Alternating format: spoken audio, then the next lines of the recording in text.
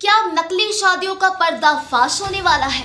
क्या यूपी सरकार के नियम लाएंगे शादियों में बदलाव? बिना वीडियो, बिना पंडित और बिना गवाह अब नहीं चलेगी शादी की कहानी।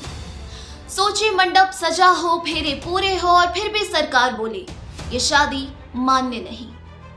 अगर आप यूपी में रहते हैं या वहां शादी करने की सोच रहे हैं तो ये खबर आपके होश उड़ा देंगी। उत्तर प्रदेश सरकार ने विवाह पंजीकरण को लेकर एक बड़ा और चौंकाने वाला फैसला लिया है।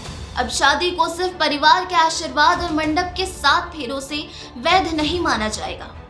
आपको अपने विवाह का पूरा वीडियो, विवाह संपन्न कराने वाले पंडित, मौलवी, पादरी की शिनाख्त और गवाहों के शपथ पत्र के साथ ही शादी रजिस्टर करवानी होगी। यानी अब शादी को कानूनी मान्यता दिलाने के लिए डिजिटल सबूत और सजीव गवाह दोनों अनिवार्य होंगे। राज्य सरकार का यह कदम अचानक नहीं आया, बल्कि इसके पीछे कई गंभीर कारण हैं। दरअसल बीते कुछ वर्षों में यह देखा गया कि उत्तर प्रदेश में बड़ी संख्या में फर्जी शादी पंजीकरण कराए जा रहे थे।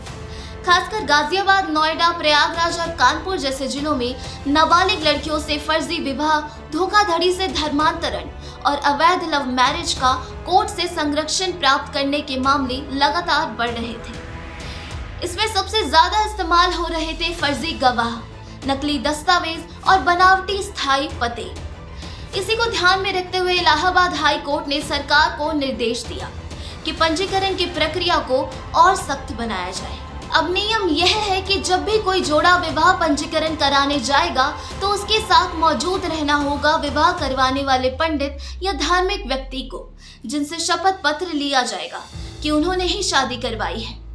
साथ ही उनका आईडी कार्ड, मोबाइल नंबर और तस्वीर भी रिकॉर्ड में ली जाएगी। इसके अलावा शादी की पूरी वीडियो रिकॉर्डिंग देना अनिवार्य है, जिससे शादी की रीति रिवाज, दूल्हा दुल्हन की पहचान और परिवार की मौजूदगी की पुष्टि हो सके। यही नहीं, अब पंजीकरण उन्हीं जिलों में संभव होगा जहां पर कम से कम दूल्हा दुल्हन या उनके माता पिता में से कोई एक स्थायी निवासी हो।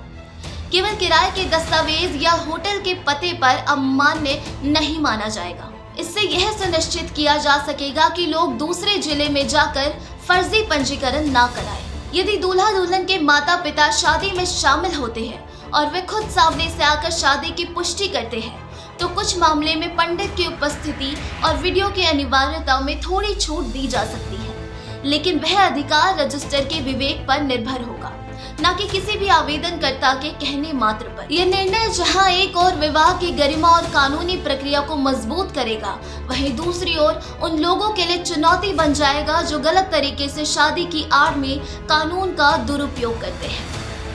सरकार अब हर विवाह प्रमाण पत्र पर एक विशेष सरकारी स्टैंप भी लगाएगी, जिससे उसकी वैधता को लेकर कोई शक न रहे। तो अगली बार जब आप मंडप में बैठे तो ध्यान रखें कि अब सिर्फ हाँ कहना काफी नहीं है।